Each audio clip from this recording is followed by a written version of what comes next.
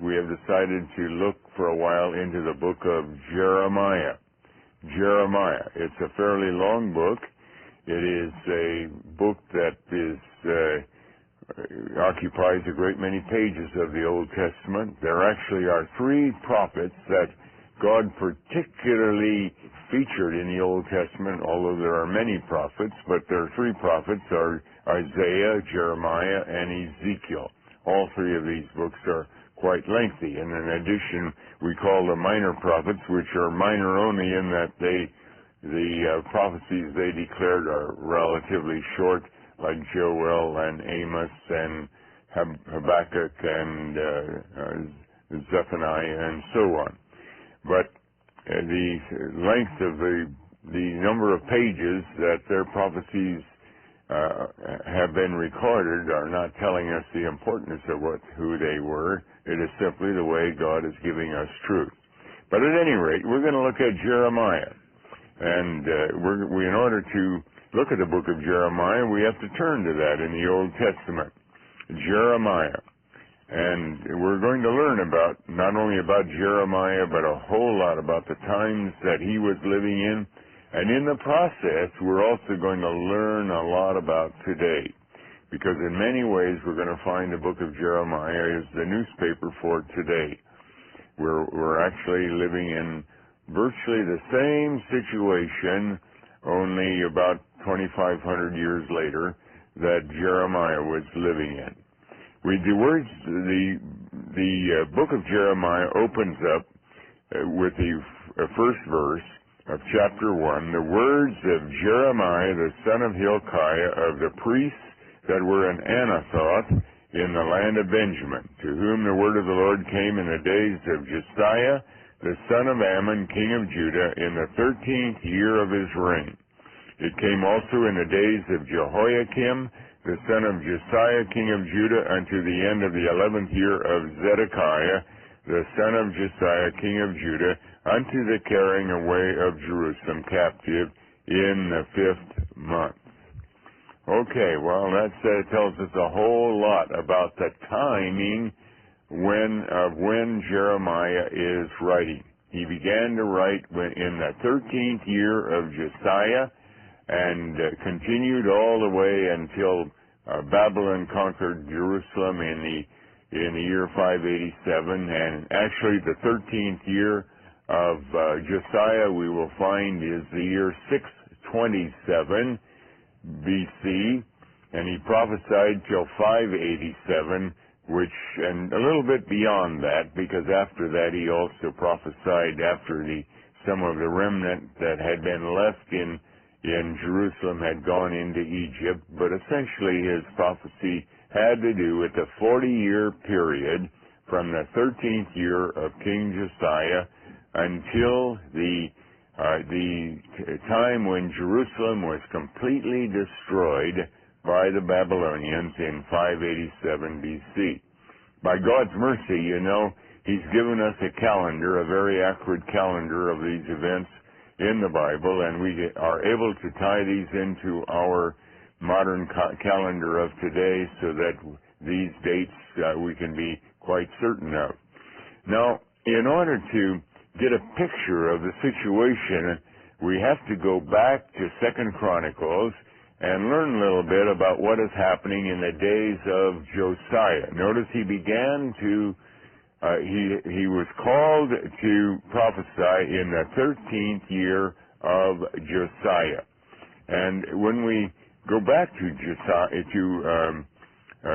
Chronicles, we find that these were very important days. We go back to 2 Chronicles chapter 34. The grandfather of Josiah was a very wicked king, Manasseh, a terribly wicked king. He had introduced all kinds of terrible things into the nation of Judah. By this time, Judah consisted of all 12 tribes, because before the days of Manasseh, the 10 tribes to the north that had been called Israel had been thoroughly conquered by the Assyrians, and the remnants from that tribe that were able to get out came down to or became under the headship also of the kings of Judah, and Manasseh was the principal king during that period. He reigned for about 52 years. He was the son of a very fine king also, Hezekiah, one of the greatest of the Old Testament kings. But Manasseh was a renegade of the first order. He was a very wicked king. He was followed by his son, who only reigned a couple of years, I believe. Let me see. His son Ammon was just reigned 2 years, and then his grandson Josiah began to reign, and he was a very young man. The Bible tells us how old he was, 8 years old. But he was the heir apparent, and so he was the next king. When Ammon was killed, we read in verse 25 of 2 Chronicles chapter 33, the people of the land slew all them that had conspired against King Ammon, and the people of the land made Josiah, his son, king in his image. And just ahead of that it says, his servants conspired against him, that is Ammon, and slew him in his own house. And that is because of the extreme wickedness that was in the land at that time. All right, now, so we're looking at 2 Chronicles chapter 33, the last two verses, and 2 Chronicles chapter 34. So here we have a very interesting genealogy of kings. We have Hezekiah, who was a very God-fearing king. We have his son Manasseh, reigned 52 years, a very wicked son. A grandson Ammon, who reigned 2 years, very wicked. And now comes the great-grandson of Hezekiah, King Hezekiah, Josiah. And we're going to find that he was one of the finest, most God-fearing kings of the Old Testament. Unfortunately, he came in too late. The damage had been done so grievously as Israel rebelled against the Lord that even though Josiah came in as a very God-fearing king, nevertheless, God had already decided to bring judgment upon Judah. And that's going to be the role of Jeremiah, to warn Judah that indeed that judgment is coming. All right, now let's spend a little bit of time now in 2 Chronicles 34. Josiah was 8 years old when he began to reign, and he reigned in Jerusalem 31 years. That means he was only 39 when he was killed. He was killed in battle, and that had to maybe later on we'll comment about that. But there was a very precise time in history when God's judgment had to fall on the nation of Judah. Everything that God has planned is in the fullness of time. And Josiah was in the way of God's judgment falling on Judah because he was such a faithful king. So at the age of 39, he got into a futile, dumb war with Egypt. He had no business getting into war with Egypt, and he was killed in battle. But that was God's very neat way of simply taking him out so that God's judgment could now freely fall on Judah. But we'll look at that a little bit later. Josiah was, again, 2 Chronicles chapter 34, verse 1. Josiah was 8 years old when he began to reign, and he reigned in Jerusalem 31 years. And he did that which was right in the sight of the Lord, and walked in the ways of David his father, and declined neither to the right hand nor to the left. I'm reading this because this also sets the environment in which Jeremiah comes on the scene. Because remember, we read in Jeremiah chapter 1 that his official role as prophet began in the 13th year of Josiah. And we want to know, well, what was the condition in Judah at the time that he was particularly named of God to be a prophet, to declare God's will for the future of Judah? Now, we go on in verse 3 of 2 Chronicles 34, still speaking about Josiah. For in the 8th year of his reign, while he was yet young, 16 years old, 16 years old, this youngster is really a man of God. And this, incidentally, is very interesting that God can use a young person just as well as an old person. I think, for example, of Moses. He was 80 years old before he was named to lead the children of Israel out of Egypt. But here is Josiah. He's a very young man. At the age of 16, we read, he began to seek after the God of David his father, and in the 12th year, all right, the 12th year, he's now 20 years old, he began to purge Judah and Jerusalem from the high places and the groves and the carved images and the molten images. Now notice this is the 12th year. This is 1 year before Jeremiah had been called into service. And so at that point in time, there's a king reigning who is doing something that had only happened one time before. Ever since the days of Solomon, a definite attempt to purge and destroy all of the Baal worship and Ashtoreth worship, the false worship that had come into the land of Judah. This was, Hezekiah had done that, and then Manasseh had reintroduced the whole business back again, and even worse than it was before. And because he reigned 52 years, he had ample time to put all of this in place. Now comes Josiah, a young man, 20 years old, and God has so laid his hand upon him that he is beginning to immediately, or at 20 years of age, to destroy all of the high places. And verse 4, they break down the altars of Baalim in his presence, and the images that were on high among them he cut down, and the groves and the carved images and the molten images he brake in pieces, and made dust of them, and strawed it upon the graves of them that had sacrificed unto them, and so on. And then we read in verse 8, now here's a young man that is a role model for any one of us, a role model for any of us, as we see him beginning at the age of 16 to really want to serve the Lord, although already at the age of 8, God has good things to say about him. Now, in the 18th year of his reign, now again, keep that Jeremiah passage in view. The 18th year would have been after Jeremiah had received the call 5 years earlier. Remember, he received the call in the 13th year of Josiah, and now it's the 18th year. So at this time, in the 18th year, Jeremiah was already a particularly called prophet of the Lord. But he also, we're going to find, was a very young man. We don't know just how old, but he was a very young man. That we don't read about Jeremiah, though. We read, let's continue with Josiah a little while.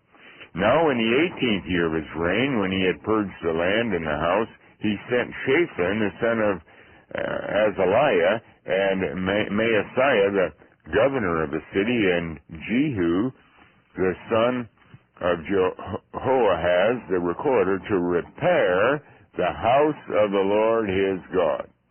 That again is a real insight into the character of Josiah as well as into the character of Manasseh.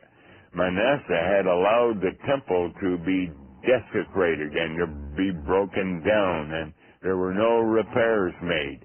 And so now in the zeal of Josiah, as in his zeal he sends men to make preparation to repair the house of God. Now this is going to be a very, very important action, as we're going to find. And when they came to Hilkiah the high priest. Now remember, when we looked at Jeremiah chapter 1, it said Jeremiah, who was of the priests of Anathoth. Incidentally, Anathoth was a little village that was about 3 miles northeast of Jerusalem at that time. But it says he was the son of Hilkiah. But God nowhere in the Bible ties Jeremiah to this Hilkiah. In fact, he doesn't tell us any more about the father of Jeremiah, except that we know that here is the high priest, Hilkiah, who's ministering at the time that in the 18th year of Josiah, Jeremiah could have been a young man, 20 years of age or 21 years of age, something like that. He was still a very young man, and Hilkiah is the high priest. So there's a likelihood, a very strong likelihood, that Jeremiah was the son of the high priest Hilkiah. And let's find out what kind of a man he was. And this also tells us again something about what is happening as Jeremiah is ministering in the book of Jeremiah. When these men came to Hilkiah the high priest, they delivered the money that was brought into the house of God, which the Levites that kept the doors had gathered of the hand of Manasseh and Ephraim, and of all the remnant of Israel, and of all Judah and Benjamin, and they returned to Jerusalem. In other words, they took offerings from all the tribes that were still identified with Jerusalem. It included Judah and Benjamin and remnants of Manasseh and Ephraim and anything else that was left over after the Assyrians had conquered the 10 tribes to the north. And they put it in the hand of the workmen that had the oversight of the house of the Lord, and they gave it to the workmen that wrought in the house of the Lord to repair and amend the house. All right, and then we read in verse 12, and the man did the work faithfully. Then we read in verse 14. Now we have another insight into what is going on. Verse 14, 2 Chronicles 34. And when they brought out the money that was brought into the house of the Lord, Hilkiah the priest found a book of the law of the Lord given by Moses. Now, that tells us about the extreme spiritual declension, or how bad the spiritual situation was in the days of Josiah. They did not have a Bible. Can you imagine that? Can you imagine that? And here is Josiah that has come to reign, and the Bible had disappeared.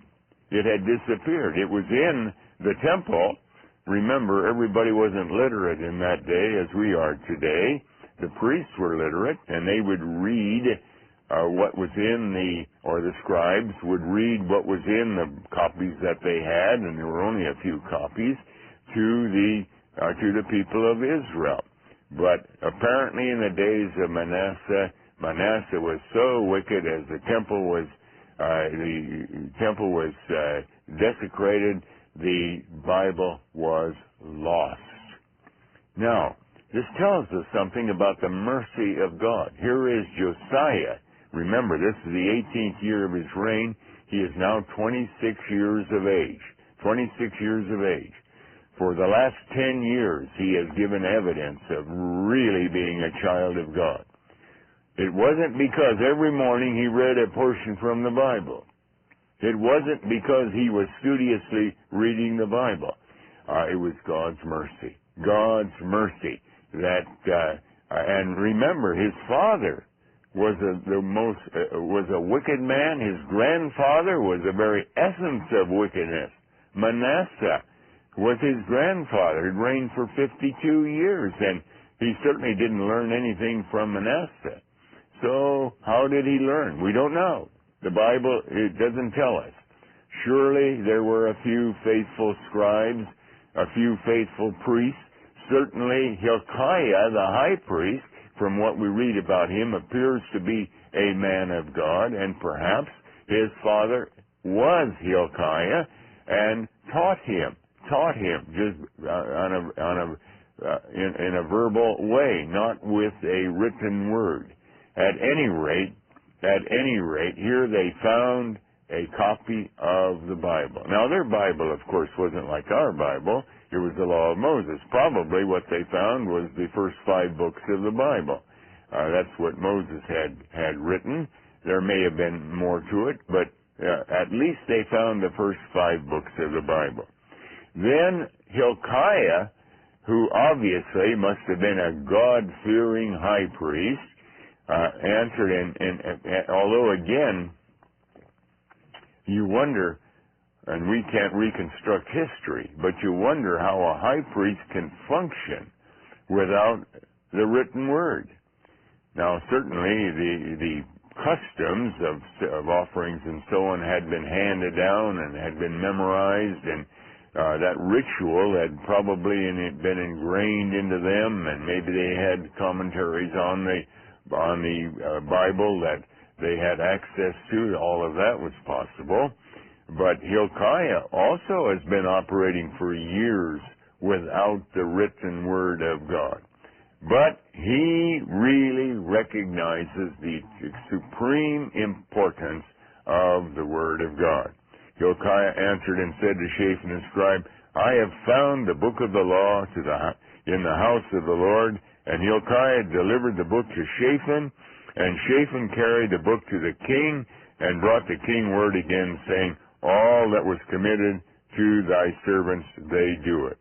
And then we read in verse 19, and here we find the predictable reaction of a God-fearing king to the word of God. Verse 19, and it came to pass, when the king had heard the words of the law, that he rent his clothes. And the king commanded Hilkiah and Ahikam the son of Shaphan, and Abdon the son of Micah, and Shaphan the scribe, and Asaiah, a servant of the king, saying, go, inquire of the Lord for me, and for them that are left in Israel and in Judah, concerning the words of the book that is found. For great is the wrath of the Lord that is poured out upon us, because our fathers have not kept the word of the Lord to do after all that is written in this book. In other words, this is the predictable reaction of a child of God when we find any truth in the Bible. We've come to the end of our time, and so we can't go any further with this program. We trust that you will look into the Bible and read these things we've been talking about. Check it out to make sure that what you are hearing on this program is faithful to the Word of God, because finally, the only authority is the Bible.